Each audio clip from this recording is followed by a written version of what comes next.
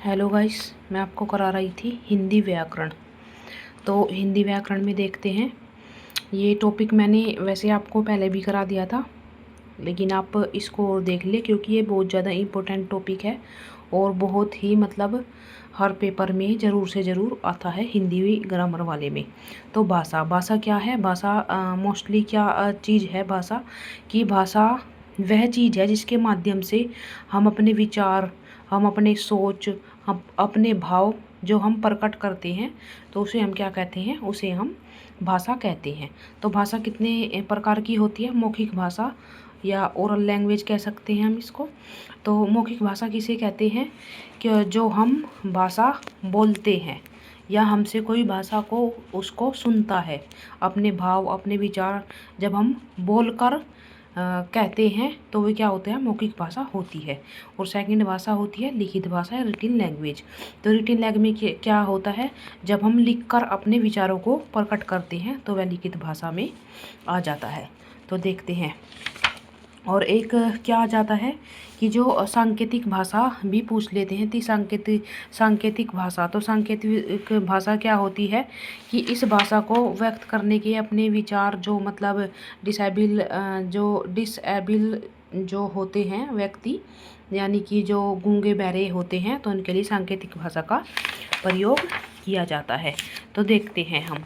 और हमारे यहाँ पर कितनी भाषाएं जो है, तो हमारे 22 भाषाएं हमारे संविधान में कंसीडर की गई हैं। ये आप देख सकते हैं 22 भाषाओं की वीडियो। 1 2 3 4 5 6 7 8 9 10 11 12 13 14 15 16 और यहाँ पर 16 भाषाओं का वर्णन है। लेकिन हमारे जो संविधान है, संविधान में 22 भाषाओं का वर्णन किया गया है। और लिपि, तो लिपि किसे कहते हैं? जो वर्णों या अक्षरों को लिखने का ढंग होती है, यानी कि जिस आम अक्षरों को लिखते हैं, शब्दों को लिखते हैं, तो वो जो लिखने का हमारा जो तरीका होता है, लिखित जो तरीका होता है, उसको हम लिपि या स्क्रिप्ट कहते हैं। अब आ जाते हैं हम हिंदी व्याकरण पर। तो हिंदी व्याकरण क्या होती है कि वह विशिष्ट शास्त्र जो हमें भाषा के शुद्धतम और अशुद्धतम रूप की जानकारी देते हैं, उसे क्या कहते हैं? उसे हम भाषा कहते हैं। फिर देख लेते हैं कि व्याकरण के अंग। तो वर्ण विचार भाषा के व्याकरण के अंगों को हमने 4 शब्दों में 4 पार्टों में डिवाइड किया हुआ है। वर्ण विचार, शब्द विचार, पद विचार और वाक्य विचार। तो वर्ण विचार क्या होते हैं कि इस अंगों में वर्णों के आकार, उनके भेद, उच्चारण और उनके मेल से शब्द निर्माण का अध्ययन किया जाता है। कहने की क्या बात है कि उनके जो आकार होते हैं, उनके भेद जो प्रकार होते हैं, उच्चारण जो हम बोलते हैं, और जो उनके मेल होते हैं, यानी कि शब्दों के मेल जो होते हैं, तो उनसे हम क्या कहते हैं? उन्हें वर्ण विचार कहते हैं। फिर आ जाता है शब्द विचार। वर्ण विचार आपसे देख सकते, जैसे कि एंग अंग है ना, ये एंग अंग, तो ये वर्णों से दो वर्णों से मिलकर एक शब्द बन गया है इस तरह से। फिर आ जाते हैं शब्द विचार। तो इस अंग में शब्दों की उत्पत्ति, उनकी बनावट, उनके विकास और अर्थ का अध्ययन किया जाता है।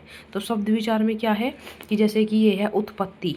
उत्पत्ति क्या है कि एक मीनिंगफुल वर्ड है ये, और इस मीनिंगफुल वर्ड का क्या है कि उत्पत्ति, यानी कि उत्पत्ति कहाँ से हुई है किसी भी शब्द की, तो ये शब्द विचार में आ जाते हैं। फिर आ जाते हैं कि पद विचार। तो पद विचार में क्या जाता है कि इस अंग में पद, उसके भेद तथा रचना का अध्ययन किया जाता है। तो इसमें क्या होता है? इस अंग में पद और उसके भेद और उसकी रचनाओं का वर्णन किया जाता है। फिर आ जाता है कि वाक्य विचार। तो इस वाक्य में क्या होता है कि वाक्यों की बनावट, भेद और वाक्य रूपांतरण आदि का अध्ययन किया जाता है। तो ये मैंने जो बताया है आज आपको, ये क्या बताया है कि भाषा क्या है, किस तरह की होती है, लिखित होती है और मौखिक होती है, और हमारे जो संविधान है उसमें कौन कौन सी भाषाएं हैं। फिर लिपि आ जाती है। तो लिपि किसे कहते हैं? लिपि जो हम हाथ से अपने लिखते हैं उसको लिपि कहते हैं। फिर व्याकरण आ गया, और व्याकरण के 4 अंग यहाँ पर आ गए। सो गाइस, अगर आपको मेरा वीडियो बनाने का तरीका, पढ़ाने का तरीका अच्छा लगता है तो आप कमेंट करके ज़रूर से ज़रूर बताया करो। Thank you guys.